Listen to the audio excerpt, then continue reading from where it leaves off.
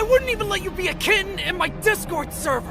Hello, fellow basement dwellers, and in today's video, we'll be talking about the Invincible War. For this scenario, it will be the same as in, the Invincible timeline, where pretty much 18 evil Invincibles, attack Earth, whichever Primarch homeworld they're attacking. For this scenario, this will be right before the Horus Heresy, but the entire Space Marine Legion and the Primarch will be stationed on their homeworld.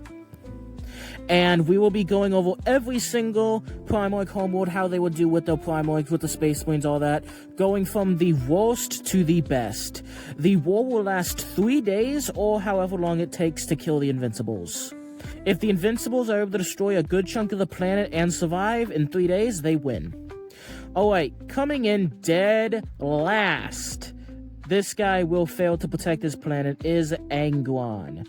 Have a problem at school. Hey!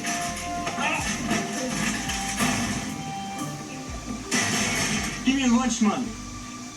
I didn't have a problem. Now I had a lot of problems. First and foremost on why he's getting kind of cooked is simply the fact that the Warriors have zero cohesion, so they're all gonna one up, try to, kill one of the Invincibles, and they're just gonna fly away, and they're gonna have no, structure on where to send Marines, where to do that, and they don't even really do anything on their homeworld, because again, their homeworld isn't even their homeworld. They were more fleet-based than anything, because their homeworld, Angron never really went back to his homeworld after he was pretty much kidnapped by the Emperor, so they aren't familiar with that planet, they have no bases on the planet, and on top of that, the people of the planet think Angron is a coward who just ditched them.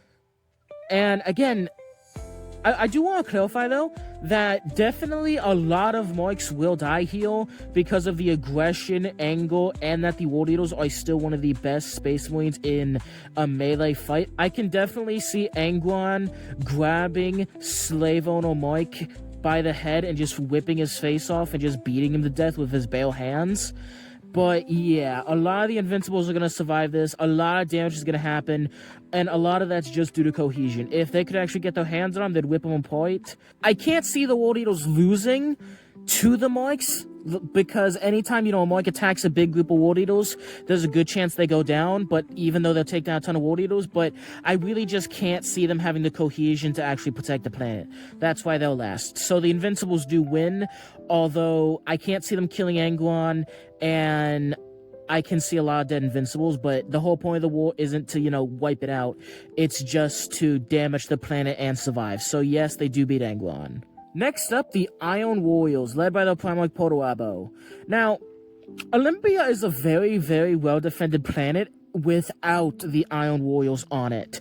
With the Iron Warriors on it, it's nearly an impenetrable shell. But, simply put, this is a really bad matchup, because most things like artillery just aren't going to work against most of the Marks. Don't get me wrong, I can definitely see some of the weaker Marks getting taken out by explosives, artillery, and even heavy bolt shells, but it's just not a very good matchup. I feel like melee Space Marines are a lot better against the Marks than, shooty ones, and the Iron Warriors are pretty much just filled with the shooty ones, but yeah, they're still going to do a decent job. They'll still have insane cohesion, but another reason why they're so low is if Portoabo gets taken out, everything's gonna collapse. They have such a rigid command structure that if Portoabo gets taken out, there's nothing they can do.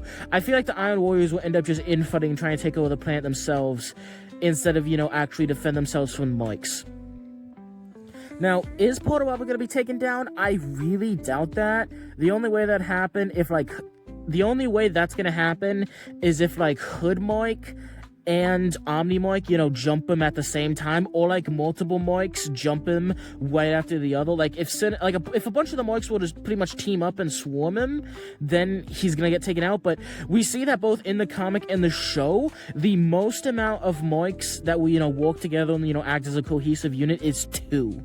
So yeah, I can't really see 2 Marks taking him. Okay, I could see 2 Marks taking him out, but not with, all of his elite guards and all that stuff, his Iron Circle, all that stuff. So yeah, Olympia, a lot of Olympia is going to be burnt, but it's all in all going to be fairly well defended. A lot of Marks are going to die, and a lot of planet in it. and a lot of the cities are going to get flattened. But yeah, I think Porto would do decent. It's just the fact that if you take out the widget command structure, which will happen to standard Space Marines will be taken out, then the whole command structure just begins the infight. That's the main reason why they're so low, is due to how just widget it is. But all in all, the Marks, unfortunately, even though I do believe they take more casualties than, against Angron, the Marks do win, mostly because I don't see the Iron Warriors being able to kill them all. Although, again, they are very, very, very effective, so I could also see them killing them all. They'd definitely kill all the weaker Marks and mid-tier Marks. It's just the heavy hitters they'd have a hard time with. Next up, the Death Guard. And I don't believe the atmosphere of Barbaros would actually be able to, affect Mark, even, the weaker ones. It might give the weaker ones a cough, but I can't see it doing too much against the Ultramite. But the Death Guard are a very, very brutal unit, and they also use a lot of poison weapons, which also wouldn't be the most effective against him. But they have a fairly free-flowing command structure. It's still somewhat rigid, but fairly free-flowing, and I could definitely see a lot of them, taking out a couple of the weaker Marks, but again, they're very slow. Their main, method of warfare, chemical gas, all that stuff isn't gonna work against them. Poisons isn't gonna work against them. Obviously, the, super, super high-tier stuff that even makes Mortarion cough is gonna affect them, and the actual Death Guard themselves can take a couple of them out, but yeah, I can't really see them being the most effective fighting force against these guys. Next up, the Salamanders. The Salamanders, there was going to be a good couple of Marks that end up squished underneath Power Hammers. But the thing is, the Salamanders are not a super, super large legion, and they're fairly spread out. But I can definitely see them actually doing pretty well, because first and foremost, they have some of the best, crafted weapons in the Imperium, so they'll definitely be able to hold them. They're physically stronger than other Space Marines, but they're also a tad bit slower than other Space Marines, with slower reaction times as well. And on top of that, again, they are just not a particularly large legion, and because of that, they are spread out. So although the Salamanders will give them lives although the Salamanders have no problem giving up their lives to protect the planet, they will still have a hard time. But I do see them killing most of the Marks. I only see a handful of Marks surviving. Next up, Ferris Manus. Ferris Manus is decently, equipped to take on the Marks, but despite that, I kind of see the Marks doing decently against them, because, again, they're not a very large legion, they're fairly spread out. But again, that's still 100,000 dudes, against, just 18 Marks. So, don't get me wrong, pretty much every single legion on this list, if the Marks were to fight them directly, can win. It's just the fact that the Marks are just flying around, just destroying everything they can. So it's kind of hard to depend where they're going. It's kind of hard to pin them down. And even then, they're definitely not going down without a fight. So yeah, I can definitely see the Iron Hands, killing a bunch of the Marks, but they're not going to protect their actual cities that well. So the surviving Marks would have, done their job very well. Next up, Rogel Dorn, the Master of Defense. Now, similar to Porto, the Imperial Fists are mostly an artillery-based legion, but unlike Porto, Dorn also has a lot of sons who are, really gung-ho about getting stuck in a melee and beating things to death. Really gung-ho about it. A little too gung-ho about it.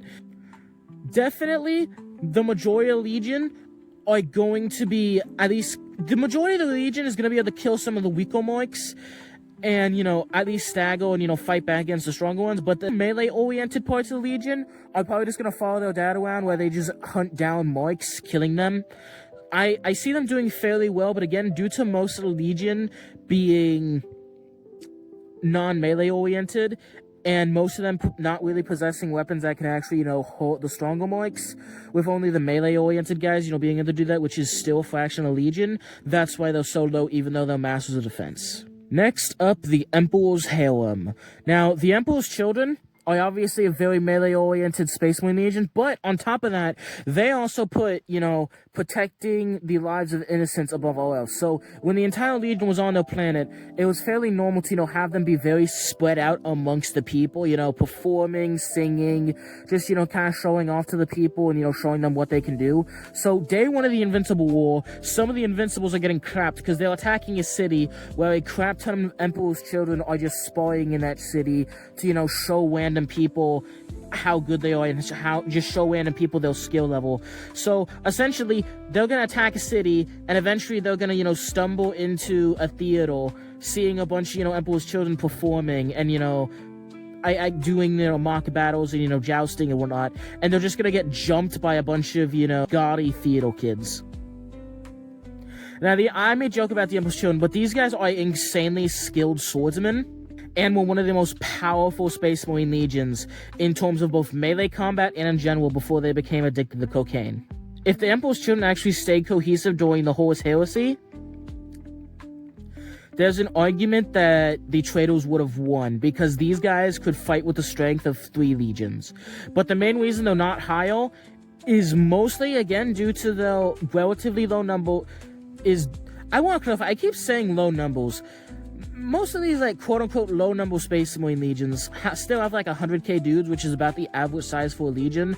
I'm just saying, low numbers compared to other legions like the World Bearers, Dark Angels, and, of course, Ultramarines. So, when I say low numbers, I don't really mean low numbers, except for the Wailing Guard and the Thousand Suns. They actually have low numbers. All the weaker marks are going to be taken out day 1 and the mid-tier marks, and I really can't see... It's really only the strong marks that are going to survive.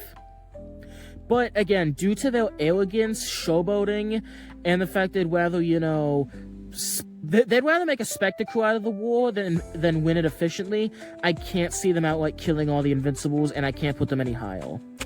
But, who I can see killing all the Invincibles, and, arguably should have been higher on this list, is Conrad Coles. Good God, I do not want to be those Invincibles. God, I probably should have put Blow higher. But the Invincibles, the reason they're this low is because a significant amount of Legion are cowards who are going to do everything in their power to avoid fighting the Invincibles. But for the Space Marines who aren't cowards, and of course for their daddy,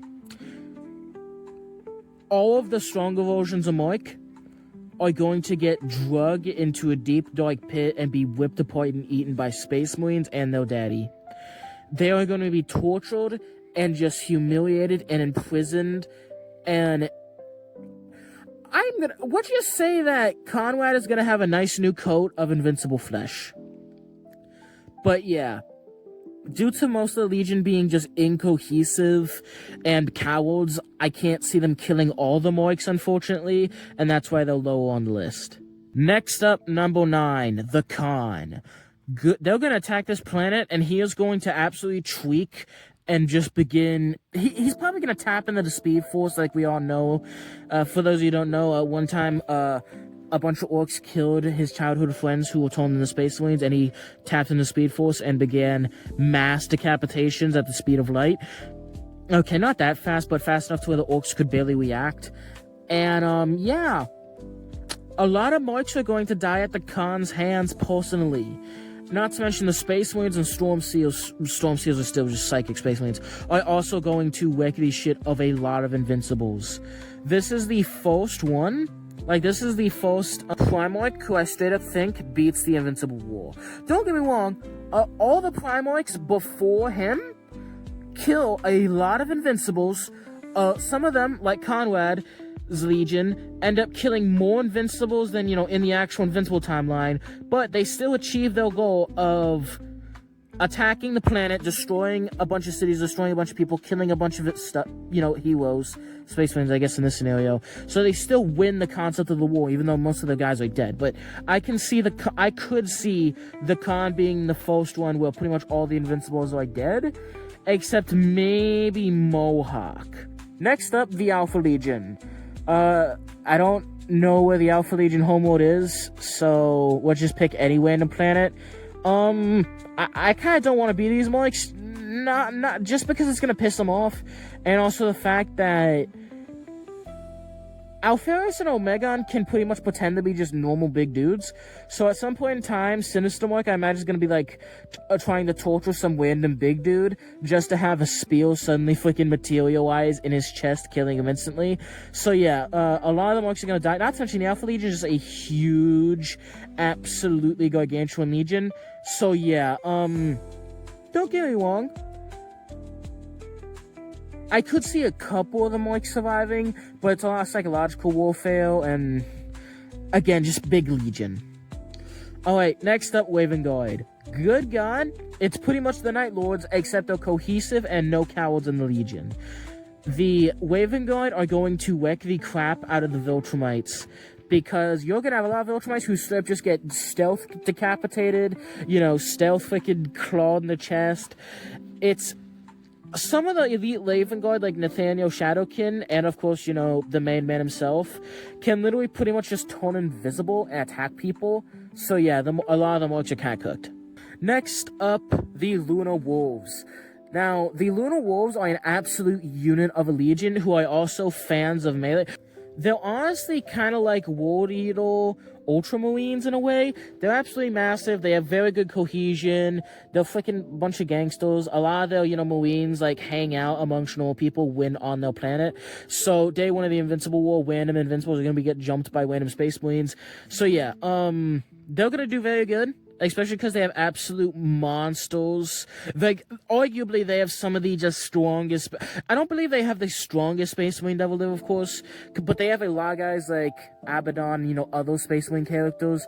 And, again, they have Whores who can easily solo any of the Invincible variants. And again, they're just very large, and due to their shock and awe tactics, I could easily see them, being able to just surprise and jump a mark, and, then just kind of beat him to death. Next up is Romanov and Doman, leading the Ultramarines. The Ultramarines are just a very varied legion that pretty much use everything at their disposal, including melee, range, everything. I could definitely see them outsmarting a couple of the weaker marks and just blowing them up, jumping the shit out of a lot of them and just stabbing them to death.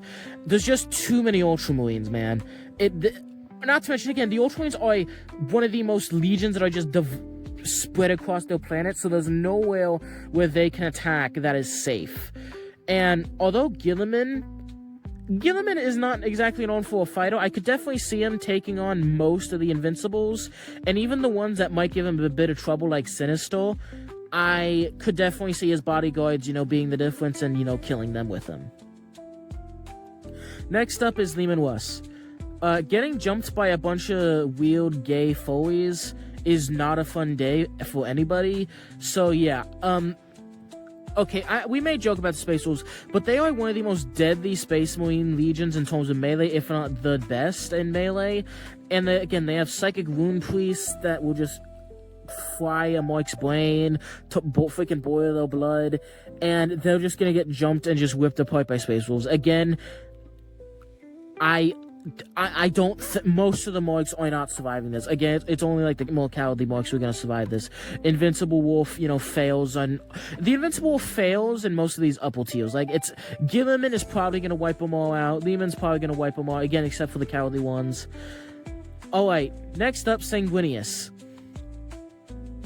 Sanguinius is going to personally kill at least 5 Invincibles, and if he starts tweaking, he might kill more.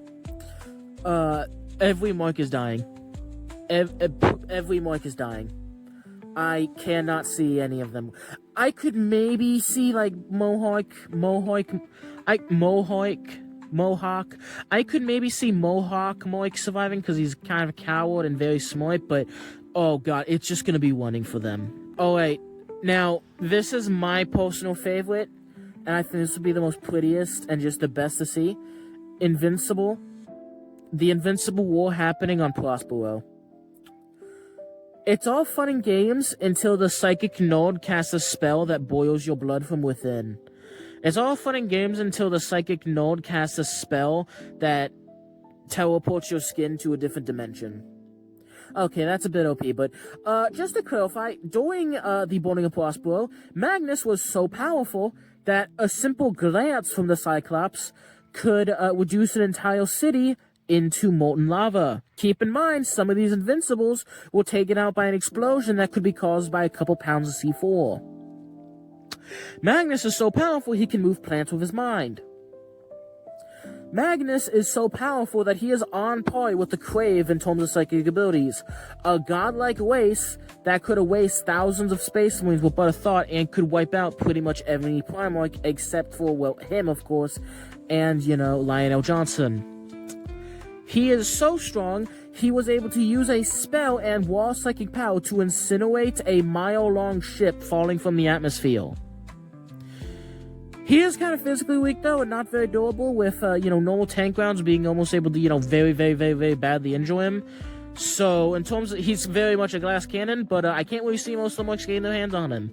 Not to mention the Thousand Suns aren't any better. I mean, don't get me wrong, there's gonna be a lot of Thousand Suns who, use those psychic powers and turn into this, but, yeah, they are definitely killing all the Invincibles. Really, the second any Invincible so much as touches a library, they're all cooked. And I think we all knew who was at number 1, Lionel Johnson. There's simply no way they're attacking Caliban and living. Simply put, pretty much all the people live in massive fortress, monastery, castle things that, while stationed, on their planet, can each hold tens of thousands of Space Marines. So every single city they attack has thousands of Space Marines just there ready to jump anything. On top of that, for the more the heavy-hitting marks, first of all, Lionel Johnson can solo any mark without too much difficulty. Secondly, they have all the Dark Ages technology BS that can easily incinerate a mark, that can easily, they have a gun. They have a gun that can decanonize you. Maybe that's why in the comic there were 19 Ultramarines, and in the show there were 18, because one of them got hit with the fucking decanonizing gun. All of the marks are pretty much getting the Omni-Mark yo-yo treatment. That's the best way to describe it, because Men of Iron are getting... The marks here are just getting jumped. They're getting jumped by War Crime Space Marines, they're getting jumped by Sniper Space Marines, they're getting jumped by Melee Space Marines, they're getting jumped by Sneaky Space Marines, they're getting jumped by the Lion, getting jumped by everything. They're probably getting jumped by the fucking... If there were any of the Forest Demons left in Caliban, they'd also be getting jumped by them. It is just getting jumped. That is what's happening. They're going to the planet and getting jumped. You attack this random city, you're getting jumped. I do not want... They are getting very low diffs by the Dark Angel Space Marine Legion. Alright, thank you so much for watching. I have actually... I'm not gonna lie to you guys. When I first started making these Invincible videos, I effing hated them. I wanted to claw my eyes out, because I don't know why. Early on, I just didn't get really much enjoyment out of making these videos, but overall, I've come to enjoy, making this, Invincible content. Thank you so much for watching, and I will catch you in the next one.